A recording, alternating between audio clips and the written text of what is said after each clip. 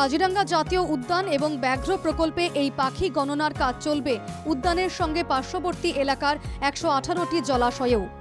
মহারাষ্ট্র, মেঘালয় সহ নানা প্রান্তের পাখি বিশেষজ্ঞদের উপস্থিতিতে ৩ শতাধিক গণনাকারীকে এই প্রক্রিয়ায় নিয়োজিত করা হয়েছে।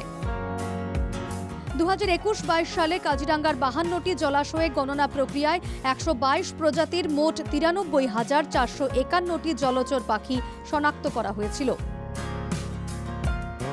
জাতীয় উদ্যানে এদিন সকাল থেকে শুরু হয়েছে 2022-23 সালের গণনা প্রক্রিয়া। মঙ্গলবার গণনার কাজের আনুষ্ঠানিক সূচনা করেন রাজ্যের বনমন্ত্রী চন্দ্রমোহন পাটোয়ারি। গণনার কাজে বিভিন্ন শিক্ষা প্রতিষ্ঠানের ছাত্রছাত্রীর সঙ্গে পাখি বিশেষজ্ঞদেরও নিয়োজিত করা হয়েছে।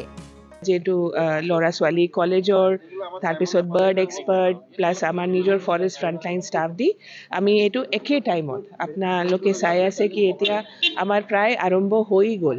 তো এতিয়া আমি প্ৰত্যেকটো জায়গাত কেম্পত গৈ এতিয়া আমাৰ বিলৰ এই বাৰ্ড কাউণ্টিংটো হ'ব আৰু আমি আশা কৰোঁ উইদিন নেক্সট 2-3 ডেজ আমাৰ এটা গোটেই ৰাউণ্ড ফিগাৰটো আহি যাব।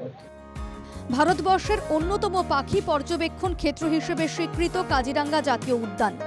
অক্টোবর থেকে ফেব্রুয়ারি অবধি অসংখ্য পরিযায়ী পাখির আগমন ঘটে এখানে। সে কারণেই জলচর পাখি গণনায় এই সময়টি বেছে নেওয়া হয়েছে।